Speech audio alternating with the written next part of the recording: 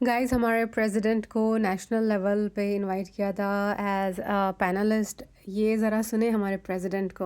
To though, especially now, is demand because the demand for credentials is changing incredibly rapidly, and so you have to pay attention to where all the data we यार बहुत important है, आप जैसे लोगों के आसपास बैठते हो ना, आप वैसे ही बन जाते हो। मैं हमारे प्रेसिडेंट को, यूएनटी के प्रेसिडेंट को सुनती हूँ, मतलब जिस तरीके से वो कन्वर्सेशंस को कंडक्ट करते हैं, मीटिंग्स को कंडक्ट करते हैं, उनका बिहेवियर दूसरों के साथ यार इतना इम्प्रेसिव लगता है। Please stay with the positive people, आसपास रहो सक्सेसफुल लोगों के साथ, क्योंकि आप फिर वैसे बन जाओगे। जैसे अब हमारे यूएनटी के प्रेसिडेंट हैं और उनकी टीम है, मुझे उनसे बहुत कुछ सीखने को मिला है। मेरे यूनिवर्सिटी के जो प्रोफेसर्स हैं, उन्हें ईमेल करो, राब्ता करो, फ़ौरन से जवाब देते हैं। तो ये चीज़ पहले मेरे अंदर नहीं थी, लेकिन अब मेरे अंदर बहुत आ रही है। आपका बॉडी लैंग्वेज, आप जब दूसरों के साथ बैठे होते हो, आप किस तरीके से आपको बिहेव करना चाहिए, तो मैं बहुत ग्रूम हुई हूँ। और उसकी वजह ये है कि मैं इस तरह के बड़े बड़े लोगों के साथ बैठी हुई हूँ। तो बड़े लोगों का मतलब है सक्सेसफुल लोग। मैं ये वो नहीं बोल रही हूँ कि मालदार। हाँ, मैंने पाकिस्तान में बहुत मालदार देखे हैं, जिनको जो सड़क पे थूक फेंक देंगे, जिनको बात करना नहीं आता है, जिनको जोक बनाने का सेंस नहीं होता। तो मैं सक्सेसफुल लोगों की बात कर रही हूँ, पढ़े लिखे, सिविलाइज्ड, सक्सेसफुल। बट पढ़े लिखे जो है, मैंने बहुत देखे हैं। वो इसमें सोनू ऑलरेडी मेरे लिए ऑलिव ऑयल डाल चुका है। अब सोनू इसमें जो है कोकोनट ऑयल डालेगा। What strategy did you use for that one? Well, this one I just poured it directly, but the mouth of this was a lot smaller. Hey, how about you do this? Well, It's gonna that's not work? going to help because this isn't much wider than the actual thing. But I see what you're saying. Okay, let me try that. इसका Yeah. Paratha. Yeah, you can. Oh, you know what? What? Wait, what is this? Huh? How, Nathan? No. No. No? No, You I want me don't to- think so. Okay. I'll do it myself. You leave it. You sure? Yeah, but thank you for doing this one. That was a great motivation. और यार एक और बहुत मज़े की बात होती है सक्सेसफुल लोगों की, कि उनका ना एक, अगर आप करीब से उनकी ज़िंदगी को देखो, वो हार्ड वर्किंग बहुत होते हैं। वो काम करते हैं, रिलेंटलेसली काम करते हैं, और वो अपने टाइम को बहुत कैलकुलेटिव वे में इस्तेमाल करते हैं। तो आप उनको हमेशा मसरूफ़ देखोगे। अभी कुछ व्लॉगर्स हैं, ठीक है, यूट्यूब पे मैं उनको देख रही हूँ। अब कुछ टाइम पहले मैं देख रही थी ब्राज़ीलियन बट लिफ्ट वाली लड़कियों को। तो अच्छा देखो जिस तरीके से वो बात कर रही हैं, जो उनका लाइफ स्टाइल है, जो उनकी प्रायोरिटीज़ हैं। अब क्या हो गया कि मैं यूनिवर्सिटी स्टूडेंट्स को देख रही हूँ, जो अमेरिका की बिग तरीन यूनिवर्सिटीज़ हैं, जैसे कि स्टैनफोर्ड हो गया, जैसे कि हार्वर्ड हो गया, जैसे कि येल हो गया, कैम्ब्रिज यूनिवर्सिटी हो गई। यहाँ पे जो स्टूडेंट्स हैं, वो सुबह जल्दी उठ जाती हैं, फिर वो जिम जाती हैं, फिर वो अपना नाश्ता बना के फ़ौरन अपने काम पे बैठ जाती हैं। तो ये चीज़ें मैं देख रही थी और मैं कह रही थी कि यार मैं अपने कितने घंटे सुबह में ज़ाया करती हूँ। तो एक अच्छी चीज़ को देख देख के ना आप वैसा ही होना चाहते हो। तो गाइज़ यहाँ पे ये हो गया कि मैं कमरे के सामने कोई कांच था, कल परसों हमारा एक बॉल टूटा, ठीक है। तो वो एक कांच का कोई ज़र्रा सा टुकड़ा था और मुझे पता नहीं था। बेडरूम की डोर के सामने मैं जा रही थी किचन खाना लेने के लिए, तो वो अंदर घुस गया और फ़ौरन से ब्लीडिंग स्टार्ट हो गई। मुझे याद आ गया कि जब मैं छोटी थी तो ये जो चवट होता है ना, जो मर्दों के चवट होते हैं, वो उसकी कील मेरे अंगूठे में चली गई थी, तो इतनी ब्लीडिंग हुई थी। आज मुझे वो याद आ गया। फिर सोनू ने कहा कि अभी मैं वैक्यूम करता हूँ, क्या पता और भी हों। तो फिर मैं इधर सोनू को बोल रही हूँ तुम्हारा शुक्रिया, ये मैं यहाँ पे अपना खाना खा रही थी।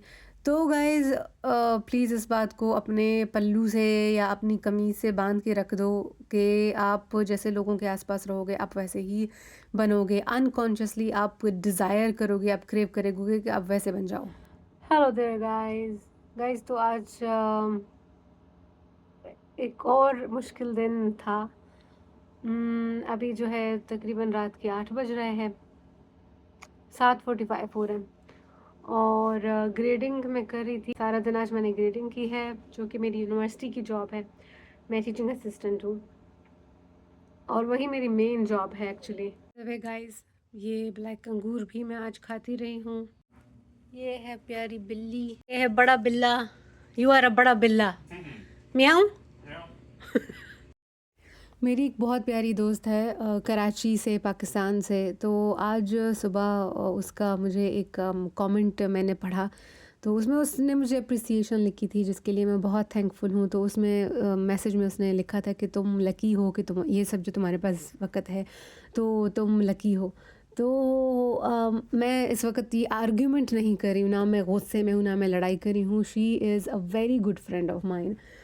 लेकिन मैं बस ये बोलना चाह रही हूँ कि यार अगर मैं पलट के अपनी ज़िंदगी को देखूँ ना, तो मैं कहूँगी कि 0.1% मेरा लक था, बाकी सारा का सारा मेरा हार्ड वर्क था, और वो अच्छे और मुखलिस लोग जिन्होंने इस रास्ते में मेरा साथ दिया। तो यार पाकिस्तान में आपको पता है पाकिस्तान के सारे शहर देखने की वजह क्या थी? मतलब मैंने सारे शहर देखे भी नहीं है। मतलब मैं कहूँगी कि अच्छा, मैंने फ़िला शहर का एयरपोर्ट देखा है, ठीक है, मैंने फ़िला शहर की एम्बेसी देखी है, मैंने फ़िला शहर का बस स्टॉप देखा है, यूनिवर्सिटी मैंने उसकी देखी है, ठीक है। तो इससे अब क्या मुराद लोगे कि मैंने कैसे वो शहर देखा? वो शहर में देखने का जवाज़ ये था कि मुझे पता था कि मेरी परमानेंट जॉब नहीं है, और मुझे कोई प्लान बी करना था ताकि मैं बाहर के मुल्क में अपनी पढ़ाई के लिए आ सकूं। तो मैं पाकिस्तान में कहीं पे भी कॉन्फ्रेंस हो रही थी लिंग्विस्टिक्स की, लिटरेचर की, मैं उसके लिए जा रही थी। और मैंने सारे ट्रैवल्स ख़ुद किए हैं, अकेले किए हैं, और मैंने लोकल बस में किए हैं। लोकल बस लाइक जो डेवो होती है, डेवो इज़ लोकल बस। तो उसमें मैं उस लोकल बस में भी बैठी हूँ जिसमें 4 सीटें होती हैं, 2 एक तरफ 2 दूसरी तरफ। मैं उसमें भी बैठी हूँ जिसमें 2x1 होती है, ठीक है। 2x1 relatively is better. उसकी जो टिकट का प्राइस होता है वो ज़रा सा ऊपर हो जाता है, और बाकी वाला जो है उसमें बिल्कुल गरीब तरीन लोग बैठे होते हैं। ट्रेन का सफ़र नहीं किया क्योंकि ट्रेन लंबी बहुत होती है, और ट्रेन में थोड़ा होता है कि आपको आपकी सेफ्टी का कुछ पता नहीं होता।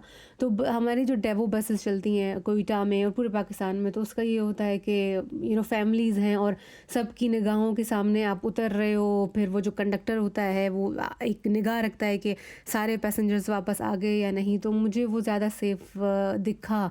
और गाइज़ मैं कॉन्फ्रेंसेस में ऐसे ही नहीं जा रही थी। एक तो मैं कुछ सोवेनियर्स लेके जाती थी जिन प्रोफेसर से मुझे मिलना होता था। ऐसा नहीं होता था कि वो मांगते थे, लेकिन मैं as a part of our culture, और ये एक यूनिवर्सल कल्चर है, तोहफ़े तोहफ़ एक दूसरे को देना, ये पूरी दुनिया का कल्चर है। तो मैं कुछ ना कुछ बलूचिस्तान से सोवेनियर लेके जाती थी। नट्स हमारे बहुत मज़े के हैं, मतलब फ़्रेश बिल्कुल नट्स होते हैं, वो मैं लेके जाती थी। प्लस मैं अपनी जो मैं एब्स्ट्रैक्ट भेजती थी उसकी प्रेजेंटेशन भी तैयार करके जाती थी। इसके अलावा इन एडिशन टू दैट मैं अपना पीएचडी का प्रपोज़ल भी पहले से बना के लेके जाती थी, और फिर हर जो प्रोफेसर होता था मैं उसको स्टडी करती थी कि इस कॉन्फ्रेंस में कौन कौन से प्रोफेसर्स आ रहे हैं, और वो किस तरीके से मेरा काम और उनका काम अलाइंड है। तो फिर उसके बाद एक प्रपोज़ल उसके ऊपर लिखना। तो यार मैंने तो मतलब स्क्रैच होता है ना, कि आप स्क्रैच, मेरा ऐसा था कि आप पास्ता बना रहे हो, तो आप जाओगे खेत में, जाओगे, आप कहोगे यार ये एक मुझे बीज दे दो गंदम का, मैं पहले बीज पोखूंगा, फिर उसको पानी दूंगा, फिर मैं उसको हार्वेस्ट करूंगा, फिर मैं जो गंदम है उसको घर लाऊंगा, फिर मैं उसको पीसूंगा धो के, और फिर मैं उसका पास्ता बनाऊंगा। मेरा स्क्रैच वहाँ से स्क्रैच था। मेरा स्क्रैच ये नहीं था कि मैं दुकान पे गई, वहाँ से मैंने मैदा लिया और फिर मैंने पास्ता बनाया। तो लक आपका ना बहुत जब आप ये सारा हार्ड वर्क करते हो ना, तो फिर लक आपके आपके ऊपर मेहरबान होता है। तो अब मैं पीछे मुड़ के देखती हूँ, फिर मैं कहती हूँ यार लक मेरे पास कहाँ था? मेरी सिर्फ मेहनत थी, मेरा डिवोशन था, मेरा हार्ड वर्क था, और एक समझो कि एक अंधेरी वादी थी, और बस मैं उसमें लगी हुई थी। मुझे नहीं था पता कि होगा नहीं होगा। अब मैं आपको बता रही हूँ कि मैं 6 साल जस्ट कॉन्फ्रेंसेस अटेंड करती गई, 6 साल। और मुझे याद भी नहीं है कि मैंने कितने प्रोफेसर्स को अप्रोच किया और उन्हें कहा कि मुझे पीएचडी के लिए आप एज अ स्टूडेंट मुझे आप एक्सेप्ट करें। और ज़ाहिर बात है फिर वो अपने बजट से थोड़ा सा आपको फंडिंग्स देते हैं, डिपार्टमेंटल फंडिंग्स होती हैं रिसर्च प्रोजेक्ट में, वो बंदा या बंदी आपको लगा सकता है। तो मुझे बंदे भी याद नहीं है कि कितने बंदों को मैंने अप्रोच किया।